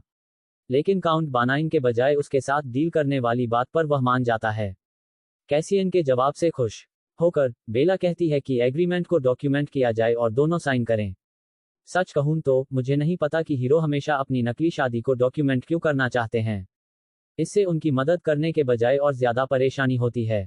मेरे उलट कैसियन एग्रीमेंट को डॉक्यूमेंट करने के लिए मान जाता है और अपने असिस्टेंट से कॉन्ट्रैक्ट का ड्राफ्ट बनाने के लिए कहता है, इस नोट के साथ कि वे डिवोर्स की डिटेल्स पर किसी और समय बात करेंगे। इजाबेला मान जाती है और एक और बात कहती है। जब तक उनकी शादी है, वह चाहती है कि कैसियन लूसियस पर ज्यादा ध्यान दे। कैसियन को बेला की रिक्वेस्ट से थोड़ा बुरा लगता है। आखिरकार उसके हिसाब से वह लूसियस पर ध्यान दे रहा है। बेला बताती है कि अगर वह बहुत कोशिश भी करे तो भी लूसियस शायद यह न समझ पाए कि कैसियन उसके बेटे के लिए अपनी भावनाएं कैसे जाहिर करता है। उदाहरण के लिए, अभी लूसियस बिस्तर पर है और कैसियन ऑफिस में काम में डूबा हुआ है। कैसियन बताता है कि क्योंकि डॉक्टर ने कहा है कि लूसियस ठीक है और जल्द ही ठीक हो जाएगा, इसलिए उसे तसल्ली हुई। एक देखने वाले के नजरिए से बेला कैसियन को समझाती है कि उसे यकीन है कि लूसियस को लगता है कि कैसियन को उसकी परवाह नहीं है, कि वह बस अपने पिता के लिए बोझ है। लेकिन उसे यकीन है कि यह सच नहीं है। आखिरकार वह अपने बेटे के लिए इतना परेशान है कि उसे अपने सामने रखे डॉक्यूमेंट्स पर ध्यान देने में परेशानी हो रही है। हार न मानते हुए कैसियन कहता है कि उसे समझ नहीं आ रहा कि बेला क्या कहना चाह रही है। कॉन्फिडेंट होकर बेला कहती है कि वह कैसियन को कुछ सलाह देगी। अभी काम करना बंद करो और अपने बेटे के साथ कुछ समय बिताओ। काम पर वापस आकर और फिर से अपने ऑफिस में अकेले कैसियन डॉक्यूमेंट्स अरेंज करता है और अपनी कुर्सी पर पीछे झुक जाता है। थका हुआ उसे इसाबेला के साथ पहले हुई बातचीत याद आती है।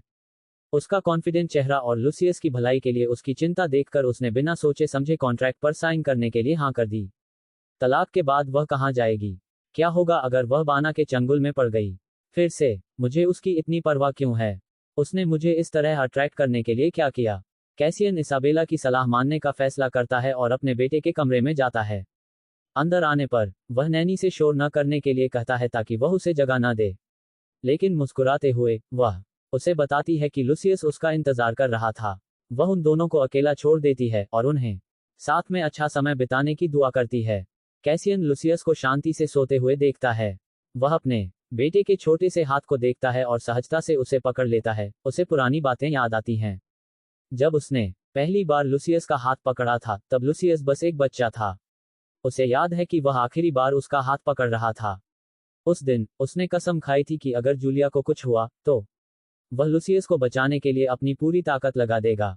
कैसियन का मानना था कि वह अपने वादे पर कायम है और लुसियस से कुछ दूरी बनाए रखना बेहतर है, क्योंकि उसे लगता था कि लुसियस उसके पिता होने की वजह से उससे डरता है। लेकिन लेडी बान ने ऐसा क्यों किया जैसे वह कुछ गलत कर रहा हो। लुसियस, जो अभी अभी जागा है, अपने पिता को देखकर एक्साइटेड हो जाता है। वह पूछता है कि क्या वह उससे मिलने आए थे। कैसियन सिर हिलाता है। हाँ। लुसियस खुशी से खिलखिलाने लगता है। कैसियन उत्सुक होकर पूछता है कि वह इतना खुश और एक्साइटेड क्यों है। मैं बस खुश हूं कि तुम यहाँ हो। कैसियन के पास्ट की वजह से उसे शुरू में समझ नहीं आता कि उसके बेटे ने क्यों कहा कि वह सिर्फ इसलिए खुश है क्योंकि वह वहां था। भले ही वह नहीं समझता, कैसियन अपने सीने में एक गर्माहट महसूस किए बिना नहीं रह पाता। इसे न दिखाने की कोशिश करते हुए वह अपने बेटे को सोने के लिए कहता है। देर हो रही है। बेचारा कैसियन। उसके पिता उसके लिए एक मॉन्स्टर रहे होंगे जो सोचते हैं कि एक पिता सबसे अच्छा यही कर सकता है कि वह अपने बच्चे को परछाई से सपोर्ट करे। शुक्र है कि हमारे हीरो ने उसे इस बारे में इशारा किया। सीन अगले दिन पर कट जाता है। इजाबेला मैरिज कॉन्ट्रैक्ट देख रही है। वह देखती है कि कॉन्ट्रैक्ट में डिवोर्स के बारे में कोई क्लॉज नहीं है और वह कैसियन से इस बारे में पूछती है। हालांकि वे बाद में डिटेल्स पर बात करने के लिए राजी हुए थे, वह चाहती है कि कॉन्ट्रैक्ट में ये लिखा हो कि वे आखिरकार डिवोर्स लेंगे। कैसियन को इसे शामिल करने की जरूरत नहीं लगी क्योंकि वे भविष्य में इस पर बात करने के लिए राजी हुए थे। लेकिन इजाबेला अपनी बात पर अड़ी हुई है। कुछ सेकंड के लिए कमरे में एक अजीब सी खामोशी छा जाती है। ये तभी टूटती है जब इजाबेला ये बताना शुरू करती है कि कॉन्ट्रैक्ट में क्या जोड़ा जाना चाहिए कि दोनों पार्टी भविष्य में डिवोर्स की डिटेल्स पर बात करेंगी। कैसियन चुप रहता है क्योंकि इजाबेला उस पर लगातार दबाव डालती रहती है और उसका असिस्टेंट पूछता है कि क्या उसे क्लॉज जोड़ना चाहिए। वह आखिरकार दबाव में आ जाता है और अपने असिस्टेंट को इजाबेला को सेटिस्फाई करने के लिए कॉन्ट्रैक्ट में डिवोर्स क्लॉज जोड़ने का ऑर्डर देता है। इजाबेला ये भी रिक्वेस्ट करती है कि उसकी पर्सनल मेड एनी एडेलहॉट एस्टेट में रहने के लिए आ जाए। कॉन्ट्रैक्ट तय होने के बाद उनका अंदाजा है कि सारी तैयारियों के साथ शादी 3 महीने में हो जानी चाहिए। इसाबेला एक छोटी और सादगी से शादी करना चाहती है, लेकिन कैसियन के असिस्टेंट का कहना है कि यह मुमकिन नहीं होगा क्योंकि एडेलहार्ड परिवार एम्पायर में बहुत जरूरी है। एडेलहार्ड परिवार की स्थिति को समझते हुए हमारा हीरो शादी की तैयारियां असिस्टेंट के हाथों में छोड़ देता है। इसके साथ वह चला जाता है और कैसियन और इसाबेला अकेले रह जाते हैं। एक जादुई बैरियर की मदद से आवाज कमरे से बाहर नहीं जा पाती। इसाबेला सीधे मुद्दे पर आती है। वह बताती है कि लूसियस का बायोलॉजिकल पिता लियोनेल सिजिया है, जो सिजिया राज्य का राजकुमार है। ये खबर कैसियन को चौंका देती है, जो पूछती है कि क्या उसे यकीन है कि लियोनेल सच में बायोलॉजिकल पिता है, जो हमारे हीरो के लिए कोई हैरानी की बात नहीं है। लियोनेल की रेप्यूटेशन खराब है। लियोनेल सेसिया के मौजूदा राजा का नाजायज बेटा है। हो सकता है कि वह अपने पिता जैसा हो या उसे सेल्फ एस्टीम की दिक्कत हो क्योंकि वह हर जगह परेशानी खड़ी करता था। उसके पिता अपने परेशान करने वाले बेटे से तंग आकर उसे मैजिक एकेडमी भेज देते थे। वहीं उसकी मुलाकात जूलिया एडेलहार्ड से होती थी। लियोनेल जूलिया का ध्यान रखता था और उसकी देखभाल करता था, लेकिन एक कमीना राजकुमार होने के नाते उसे चिंता थी कि कहीं उसकी वजह से जूलिया गलत लोगों के साथ न जुड़ जाए, इसलिए उसने अपने रिश्ते को सीक्रेट रखने का फैसला किया। उनके बारे में सिर्फ काउंट बन को पता था। साफ है, अगर लियोनेल का राजदार काउंट बर्निन था तो वह गलत लोगों के साथ उलझ गया था। लेकिन इससे भी बड़ी प्रॉब्लम सेल्सिया परिवार का श्राप था, जो लियोनेल और उसके बेटे लुसियस दोनों में दिखा। कहानी में एक और बात जो राज बनी रही वह ये थी कि जैसे ही लियोनेल को पता चला कि जूलिया प्रेग्नेंट है, वह जूलिया से शादी करने की इजाजत मांगने के लिए जल्दी से घर लौट आया, लेकिन वह कभी वापस नहीं आया। जूलिया से मिलने के बाद लियोनेल ने मुसीबत मोल लेना बंद कर दिया और सच में बदलने लगा। तो वह वापस क्यों नहीं आया? हमें पता चलता है कि हमारी हीरोइन ने नॉवेल कभी खत्म नहीं किया, इसलिए वह उस हिस्से तक नहीं पहुंची जहां यह समझाया गया था।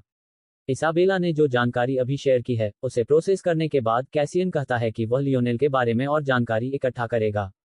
यह महसूस करते हुए कि चीजें सही दिशा में जा रही हैं, हमारी हीरोइन खुश है, क्योंकि ऐसा लगता है कि वह लुसियस के सपनों को सच कर पाएगी। इसाबेला लुसियस से मिलने जाती है और उसके कमरे के रास्ते में उसे एक नौकरानी खाने की प्लेट लिए हुए मिलती है। वह पूछती है कि क्या ये युवा मास्टर लुसियस का खाना है, और नौकरानी कंफर्म करती है कि यह है। फिर बेला खुद खाना खाने का ऑफर देती है। पहले तो नौकरानी मना कर देती है, लेकिन बेला जिद करती है, कहती है कि यह ठीक है और वह इसे करना पसंद करेगी, इसलिए नौकरानी मान जाती है। प्यार से दरवाजा खटखटाने के बाद इसाबेला लुसियस के कमरे में जाती है, ये जानना चाहती है कि वह कैसा महसूस कर रहा है। लुसियस इसाबेला को देखकर खुश और एक्साइटेड होता है। वह उसे खाना देती है और कहती है कि उसे सब कुछ खाना होगा क्योंकि शेफ ने वह खाना खास उसके लिए बनाया है। लुसियस जानना चाहता है कि अगर वह सब कुछ ठीक से खाएगा तो क्या वह अपने पिता जितना लंबा हो पाएगा। इसाबेला मुस्कुराती है, ये सोचकर कि लुसियस कितना प्यारा है और वह कैसियन से कितना प्यार करता होगा। अपना खाना खत्म करने के बाद लुसियस कहता है कि उसके पास इसाबेला को देने के लिए कुछ है।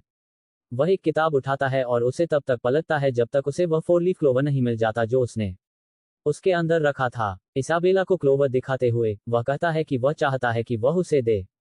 इसाबेला मना कर देती है, कहती है कि उसे अब क्लोवर की जरूरत नहीं है क्योंकि उसकी इच्छा पहले ही पूरी हो चुकी है। इसके बजाय लुसियस को क्लोवर रख लेना चाहिए और खुद एक इच्छा करनी चाहिए।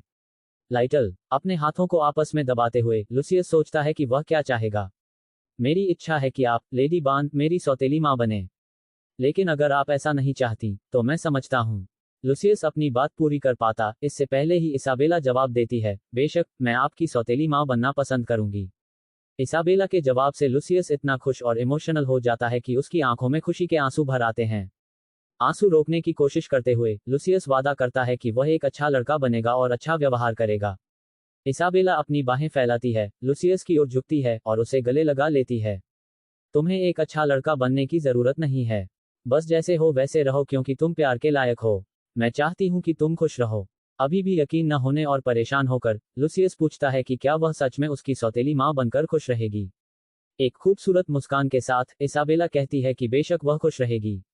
उसके साथ रहने से उसे खुशी मिलती है। इस बीच कैसियन अपने ऑफिस में ये जानकारी पचा रहा है कि लुसियस का बायोलॉजिकल पिता लियोनोल है। उसे याद है कि पहले उसने एक बार जूलिया से पूछा था कि वह आदमी कौन था जिसने उसे प्रेग्नेंट किया और वह उससे मिलने क्यों नहीं आया। जूलिया ने जवाब दिया कि शायद उसे अपने परिवार को शादी के लिए अपनी मंजूरी देने के लिए मनाने में परेशानी हो रही थी। उस समय कैसियन को लगा कि जूलिया शर्मिंदा है और अपने बच्चे के पिता के बारे में झूठ बोल रही है। आखिर वह एक एडहॉक थी। कौन सा परिवार अपने बेटे को ड्यूक एडेलहार्ट की बेटी से शादी करने से मना करेगा? क्या उस कमीने को पता भी था कि वह प्रेग्नेंट है? लेकिन जूलिया ने हमेशा उसका बचाव किया, ये कहते हुए कि उसे प्रेगनेंसी के बारे में पता था और इसीलिए वह इजाजत मांगने के लिए अपने परिवार के पास लौटा था। उसने ये भी कहा कि उसने बच्चे का नाम पहले ही चुन लिया था। अगर लड़की होती तो उसका नाम लूसिया रखा जाता, और अगर कोई लड़का। लूसियस हमेशा अपने प्यार के बारे में बात करते समय अपने चेहरे पर एक प्यारी सी मुस्कान रखता था, जैसे उसे यकीन हो कि उसका प्यार उसे कभी नहीं छोड़ेगा। उसने कैसियन से कहा कि जब उसका प्यार चला जाए तो वह उसका ख्याल रखे। इससे कैसियन चिढ़ गया। उसकी बहन ने एक ऐसे कमीने पर भरोसा क्यों किया जिसने उसे साफ तौर पर छोड़ दिया था? वह उस समय उसका इंतजार क्यों कर रही थी? उसे कोई अंदाजा नहीं था कि जूलिया का प्यार सिजिया के शाही परिवार का एक परेशान राजकुमार था। लेकिन इसके बावजूद उसने जूलिया के साथ ऐसा करने की हिम्मत कैसे की? अपने ख्यालों से बाहर आकर कैसियन अपने असिस्टेंट को लियोनोल सिजिया, शाही परिवार और काउंट बान और शाही परिवार के बीच के कनेक्शन के बारे में सब कुछ इन्वेस्टिगेट करने का ऑर्डर देता है। असिस्टेंट ड्यूक का ऑर्डर मानते हुए कैसियन को झुकता है और उसे बताता है कि उसने शादी और लेडी बान की रिक्वेस्ट के बारे में काउंट बानिन को भेजने के लिए एक लेटर भी तैयार कर लिया है। उसके बाद कैसियन दूसरे कमरे में चला जाता है।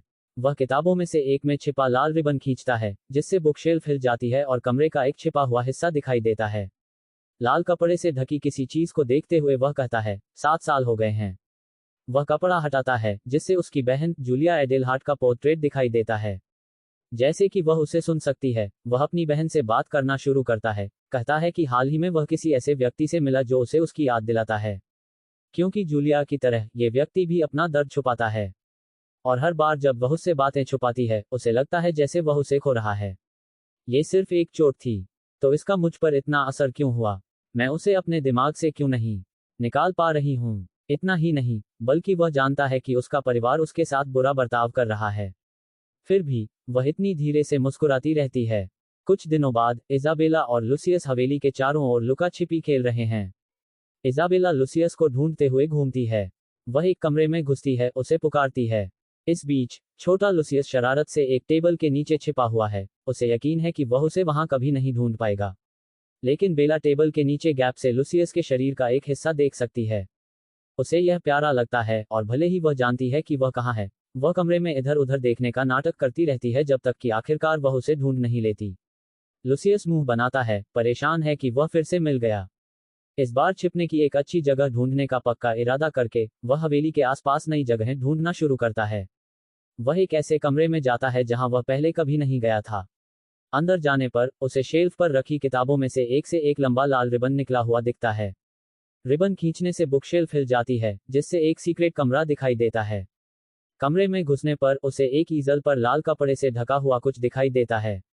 हैरानी से वह लाल कपड़ा हटा देता है, जिससे जूलिया का पोर्ट्रेट दिखाई देता है। पेंटिंग में औरत की सुंदरता देखकर वह शर्मा जाता है। सोचता है कि वह खूबसूरत एंजल कौन हो सकती है। सीन डाइनिंग हॉल में कट जाता है, जहां लूसियस और इसाबेला लंच कर रहे होते हैं। इसाबेला खाना खत्म करने के बाद लूसियस को गार्डन में टहलने के लिए बुलाती है, लेकिन लूसियस कहता है कि वह आज कहीं और जाना चाहता है, एक ऐसी जगह जहां एक एंजल की पेंटिंग हो। एंजल, तुम कहते हो? बेला पूछती है। हाँ, सुनहरे बालों वाली एक खूबसूरत एंजल। मैं सच में तुम्हें पेंटिंग दिखाना चाहता हूँ। लंच के बाद लूसियस इजाबेला को उस सीक्रेट रूम में ले जाता है जहां एंजल की पेंटिंग है। वह पेंटिंग पर से लाल कपड़ा हटाता है और गर्व से उसे दिखाता है। इजाबेला ये जानकर हैरान रह जाती है कि लूसियस जिस एंजल की बात कर रहा था वह जूलिया एडेलहार्ट है। उन्हें वहां से निकलना होगा, इससे पहले कि कैसियन उन्हें ढूंढ ले। लेकिन इससे पहले कि वह कुछ कह पाती, लूसियस पूछता है कि क्या उसे लगता है कि उसकी मां पेंटिंग में दिख रही एंजल जितनी सुंदर थी।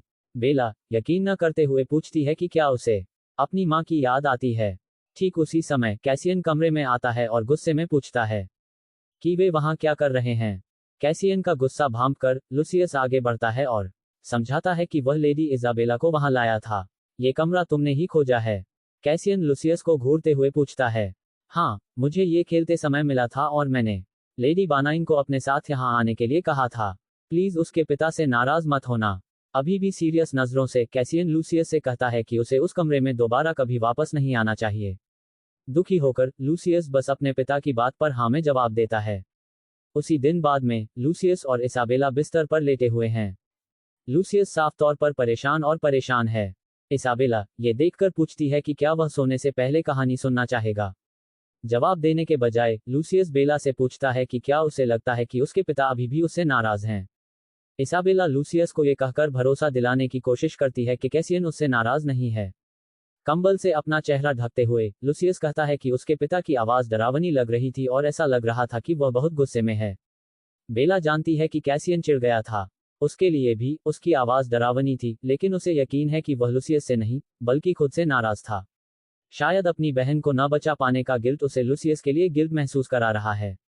लूसियस के हाथ पर हल्के से थपथपाते हुए जैसे उसे झुला रही हो, इसाबेला कहती है कि ड्यूक शायद बहुत थक गया था। वह हाल ही में बहुत बिजी रहा है। लूसियस इसाबेला की बात मान लेता है। ये देखकर इसाबेला लूसियस को एक नेक और बहादुर नाइट की कहानी सुनाने का सुझाव देती है। वह कहानी सुनने के लिए उत्साहित होकर फिर से खुश हो जाता है। मेरी नैनी ने कहा, मेरे पिता बहुत ताकतवर हैं, वह ड्रैगन से लड़ सकते हैं और जीत सकते हैं। बेशक वह जीत सकते थे। क्या तुम बड़े होकर अपने पिता की तरह बनना चाहते हो? बेला पूछती है, जिस पर लूसियस उत्साह से जवाब देता है, हाँ। फिर वह पूछती है कि क्या वह बड़ा होकर ड्रैगन से लड़ने का प्लान बना रहा है, उसे याद दिलाते हुए कि ड्रैगन डरावने होते हैं। लूसियस एक पल के लिए सोचता है, अगर मैं नाइट बन गया तो मैं तुम्हारी रक्षा करने की पूरी कोशिश करूंगा, लेडी बान। लूसियस पूरे उत्साह से जवाब देता है। एक बार फिर लूसियस के प्यारे और प्यार भरे हाव भाव इसाबेला को हैरान कर देते हैं। वह ठीक से खाने का वादा करता है ताकि वह बड़ा हो सके और अपने पिता जितना मजबूत बन सके, इतना मजबूत की जरूरत पड़ने पर इसाबेला की रक्षा कर सके। एक बार फिर लूसियस के प्यारे और देखभाल करने वाले हाव भाव इसाबेला को हैरान कर देते हैं और वह बिना एहसास के रोने लगती है। उसे रोता देखकर लूसियस परेशान हो जाता है। उसे लगता है कि उसने कुछ गलत किया है। अपने आंसू पोंछते हुए इसाबेला कहती है कि सब ठीक है। वह बस इमोशनल है और यह जानकर खुश है कि वह उसकी रक्षा करना चाहता है। धन्यवाद, मेरे छोटे मालिक।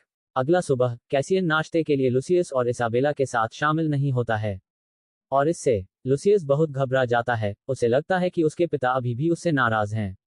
ज्यादा मत सोचो, मुझे यकीन है वह बस बिजी है, बेला उसे भरोसा दिलाने की कोशिश करते हुए कहती है। इसके बावजूद इसाबेला देखती है कि कैसियन जानबूझकर लूसियस से बच रहा है, लेकिन वह ऐसा क्यों करेगा? बदकिस्मती से नॉवेल के लेखक ने कैसियन के बारे में ज्यादा डिटेल में जानकारी नहीं दी है। नॉवेल एरिया ऑफ लाइट में कहानी ठीक उसी समय शुरू होती है जब लूसियस कैसियन की जगह लेता है और एडेलहार्ट का ड्यूक बन जाता है, जिसका मतलब है कि जब कहानी शुरू हुई तो कैसियन पहले ही गुजर चुका था। कैसियन के बारे में बहुत कम बताया गया है, सिवाय इसके कि लूसियस ने उसे एक सख्त पिता बताया था और वह इसाबेला को पसंद नहीं करता था। और उसने उससे शादी सिर्फ काउंट बान के ब्लैकमेल की वजह से की थी। इस वजह से हमारे हीरो को कोई अंदाजा नहीं है कि कैसियन ऐसा क्यों कर रहा है। फिर भी वह जानती है कि उन दोनों की भलाई के लिए उसे कुछ करना होगा। पक्का इरादा करके वह कैसियन के ऑफिस जाती है और डरते हुए दरवाजा खटखटाती है। कैसियन उसे अंदर आने देता है, लेकिन फिर भी चिढ़ जाता है, सीधे मुद्दे पर आता है और बेला से पूछता है कि वह क्या बात करना चाहती है। जैसे ही वह कहती है कि वह कल जो हुआ उसके बारे में बात करना चाहती है, कैसियन उसे यह कहते हुए काट देता है कि बात करने के लिए कुछ नहीं है। और उसके ये कहने के बाद भी कि लूसियस बहुत इस बारे में परेशान होकर कैसियन इस बात से बचता है, ये कहते हुए कि यह उसका काम नहीं है। थोड़ा और कॉन्फिडेंट होकर इसाबेला कहती है कि कॉन्ट्रैक्ट में एक क्लॉज ये था कि वह लूसियस पर ज्यादा ध्यान देगा। कैसियन इस बारे में बात करने से मना करता रहता है, कहता है कि इस बात का कॉन्ट्रैक्ट की शर्तों से कोई लेना देना नहीं है। इसाबेला फिर से कैसियन की बात का विरोध करती है, लेकिन जब वह सीधे उसकी तरफ देखती है तो उसे कुछ समझ आता है। वह परेशान और शर्मिंदा है। ऐसा लग रहा है कि वह किसी भी पल रो सकता है। शायद उसे चिंता है कि दुनिया को लूसियस के जन्म का राज पता चल जाएगा। बेला यह नतीजा निकालती है, लेकिन फिर भी प्रॉब्लम से बचने से कुछ हल नहीं होगा। ज्यादा शांति से दोनों पक्षों को समझने की कोशिश करती है। इसाबेला कहती है कि लूसियस अपनी मां के बारे में जानने को उत्सुक है और किसी न किसी समय कैसियन को उससे इस बारे में बात करनी होगी। लूसियस को इसके बारे में क्यों जानना है? कैसियन डेस्क पर अपना हाथ भींचते हुए कहता है, मैं पक्का करूंगा कि उसे कभी पता न चले। ये कहते हुए कैसियन की आवाज में बेचैनी थी। आप हमेशा राज नहीं रख सकते। इसाबेला कहती है, मन ही मन चाहती है कि उसकी बातें सच न हों। उसने नॉवेल पढ़ा। वह जानती है कि बदकिस्मती से कैसियन की मौत के बाद लूसियस को उसके जन्म का पूरा सच पता चलता है। वह सोचती है कि उसे कैसा लगा होगा जब उसे पता चला कि जिस पिता को वह जानता था, वह असल में उसका बायोलॉजिकल पिता नहीं था।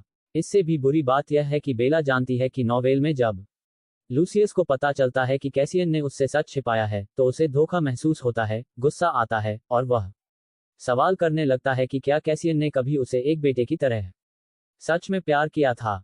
और जब लूसियस इन सब से गुजर रहा था, तो कैसियन उसे यह बताने के लिए वहां नहीं था कि यह सच नहीं है और वह हमेशा अपने बेटे से प्यार करता था।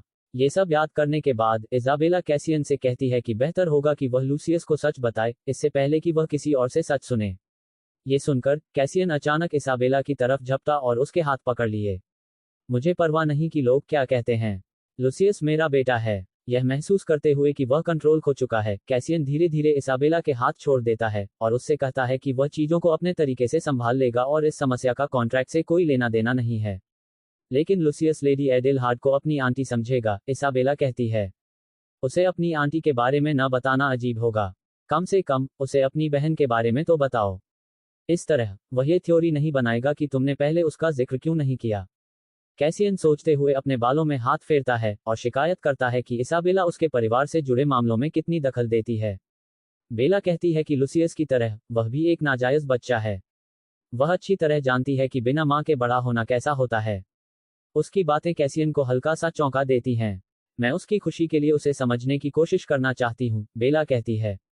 कैसियन को ऑफिस से निकलने से पहले एक हल्की सी मुस्कान दिखाते हुए कैसियन अकेला रह जाता है, हाथ क्रॉस किए हुए, लेकिन बेला के साथ हुई बातचीत के बारे में सोच रहा होता है। उसे याद है जब लूसियस पैदा हुआ था तो कैसे उसने उस फरिश्ते जैसे छोटे चेहरे को देखा और मुस्कुराया और तय किया कि उसका नाम लूसियस होगा, ठीक वैसे ही जैसे उसकी बहन चाहती थी। इससे कैसियन तय करता है लूसियस के कमरे में जाने के लिए। वह लूसियस को अपने पास एक कहानी की किताब के साथ शांति से सोते हुए देखता है। कैसियन लूसियस के बालों को सहलाने के लिए आगे बढ़ता है, लेकिन एक पल के लिए हिचकिचाता है और अपना हाथ वापस खींच लेता है। इस बच्चे को हमेशा बस प्यार और स्नेह चाहिए था। क्या मैं कभी उसकी उम्मीदों पर खरा उतरा? अगर नहीं उतरा, तो क्या मुझे उसे अपना बेटा कहने का अधिकार होगा? अपनी मां के बारे में सच छिपाने के बाद भी, जो उससे बहुत प्यार करती थी। अपने विचारों में खोया हुआ उसे याद आता है कि इसाबेला ने उससे कहा था कि लूसियस को जानने का अधिकार है। कैसियन जानता है कि बेला गलत नहीं है, कि सच आखिरकार सामने आना ही है। लेकिन कैसियन को डर है कि अगर लूसियस को सच पता चल गया तो वह शायद मुस्कुरा भी ना पाए। ये सोचकर वह लूसियस के कमरे से निकल जाता है। अपने कमरे में सोते हुए कैसियन को पुरानी बातें याद आती हैं। उस रात की जब वह गुस्से में अपने पिता की स्टडी में घुस गया था और उनसे जूलिया के साथ बुरा बर्ताव करने और उसे चोट पहुंचाने के बारे में पूछा था। उसे याद है कि पुराने ड्यूक ने ऐसे जवाब दिया था जैसे ये गलत नहीं था, और इसे ये कहकर सही ठहराया था कि एक पिता का फर्ज है कि वह अपने बच्चों को डिसिप्लिन में रखे।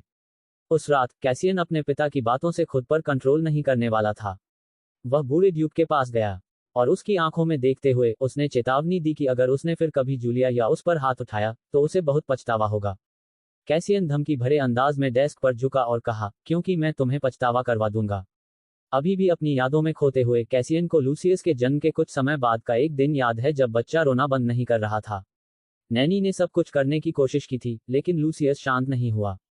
परेशान होकर कैसियन ये देखने गया कि क्या हो रहा है, और नैनी के समझाने के बाद उसने लूसियस को अपनी बाहों में पकड़ने के लिए कहा। और उसे पकड़ते ही लूसियस ने तुरंत रोना बंद कर दिया और इसके बजाय कैसियन को एक प्यारी सी मुस्कान दी। यह उसी दिन था जब लूसियस को ऑफिशियली उसका नाम दिया गया था। और यह वह दिन भी था जब कैसियन ने लूसियस को अपने बेटे की तरह पालने का फैसला किया, न केवल अपनी मरहूम बहन की इज्जत बचाने के लिए, बल्कि इसलिए भी क्योंकि वह लूसियस को पसंद करने लगा था। उस फैसले से बूढ़े ड्यूक को गुस्सा आया जब कैसियन ने उसे बताया कि वह क्या करने का इरादा रखता है। वह कैसियन की ओर आया, उस पर हमला करने के लिए तैयार। लेकिन कैसियन ने अपने पिता का हाथ पकड़ लिया, इससे पहले कि वह हमला कर पाते। और एक तीखी नजर से उसने अपने पिता से कहा कि लूसियस न केवल उसका बेटा होगा, बल्कि हुक्म का वारिस भी होगा। कैसियन अपने सपनों से जागता है, ये सोचते हुए कि उसने जो कुछ भी किया है वह लूसियस के लिए था। तो इसाबेला उसे बार बार क्यों कहती है कि यह काफी नहीं है? वह उसके दिल की धड़कन इतनी तेज क्यों कर देती है? वह उसे किसी भी कीमत पर अपनी रक्षा करने के लिए क्यों मजबूर करती है, ठीक वैसे ही जैसे वह लूसियस की रक्षा करने की कोशिश करता है। अगले दिन कैसियन इसाबेला को अपने ऑफिस में बुलाता है। जब वे मिलते हैं तो वह उसे उस सीक्रेट कमरे में ले जाता है जहां जूलिया का पोर्ट्रेट है। अपनी प्यारी बहन की पेंटिंग को देखते हुए कैसियन कहता है कि उसका लूसियस को उसकी बायोलॉजिकल मां के बारे में कभी बताने का कोई इरादा नहीं था। अगर वह कर सकता तो वह ये राज अपनी कब्र तक ले जाता। हालांकि अभी के लिए उससे उसकी आंटी के बारे में बात करने में कोई हर्ज नहीं है। वह इसाबेला से लूसियस को यह बताने के लिए कहता है कि जूलिया अपनी आंटी से कहता है कि वह जब चाहे उसकी पोर्ट्रेट देखने आ सकता है। इसाबेला ये सुनकर खुश होती है, लेकिन वह जानती है कि लूसियस कैसियन का इंतजार कर रहा है और उसे यह बात उससे सुननी है। इसलिए वह ड्यूक से यह कहती है। कैसियन बेला के चेहरे पर मुस्कान देखकर मंत्रमुग्ध हो जाता है और कहता है कि वह समझ गया है और वह लूसियस से बात करेगा। उसी दिन बाद में हम देखते हैं कि लूसियस इसाबेला को हवेली के हॉल से तेजी से खींच रहा है। वे सीक्रेट कमरे में जाते हैं और लूसियस गर्व से जूलिया की पोर्ट्रेट दिखाता है, कहता है कि वह उसकी आंटी है और उसकी नैनी ने उसे बताया था कि आंटी जूलिया उसके पिता की बड़ी बहन और एक परी जैसी दयालु महिला थी। इसाबेला लूसियस को देखकर मुस्कुराती है, उसके उत्साह से खुश होती है, लेकिन इस प्यारे पल में हवेली की एक नौकरानी आ जाती है जो इसाबेला को बताती है कि उसके लिए एक मेहमान इंतजार कर रहा है। इसाबेला कंफ्यूज हो जाती है। आखिर उसे किसी का इंतजार नहीं था जब तक कि नौकरानी ने नहीं कहा कि मेहमान बानाइन का काउंटेस्ट है, जिससे इसाबेला टेंशन में आ गई। और आज के लिए बस इतना ही दोस्तों। उम्मीद है आपको कहानी पसंद आई होगी। हालांकि शुरुआत में मुझे हमारे हीरो के कुछ कामों से थोड़ी चिढ़ हुई थी। मुझे सच में ये पसंद आया कि ओरिजिनल कहानी को न बदलने की कोशिश करने के बजाय वह बुरी चीजों को दोबारा होने से रोकने के लिए हर मुमकिन कोशिश करती है। ये बहुत प्यारा है कि वह लूसियस का कैसे ख्याल रखती है। और मुझे ये भी लगता है कि चूंकि नॉवेल में कैसियन के बारे में ज्यादा कुछ नहीं बताया गया, इसलिए यह उनके बीच एक प्यारा सा रोमांस डेवलप करने की गुंजाइश छोड़ता है। मैं अगले चैप्टर्स का इंतजार नहीं कर सकती। आपका क्या ख्याल है? आप क्या सोच रहे हैं? मुझे कमेंट्स में और बताएं। चलो मिलकर कुछ थ्योरी बनाते हैं। अगर आप और जानना चाहते हैं तो वीडियो को लाइक करना और सब्सक्राइब करना न भूलें ताकि आप मेरे पोस्ट किए गए किसी भी नए वीडियो को मिस न करें। ओह, और इससे पहले कि मैं भूल जाऊं, सीरीज का नाम है ड्यूक और उनके प्यारे बेटे के साथ एक परिवार बनना, और हम चैप्टर 14 पर पहुंच गए हैं। किस और अगली बार मिलते हैं।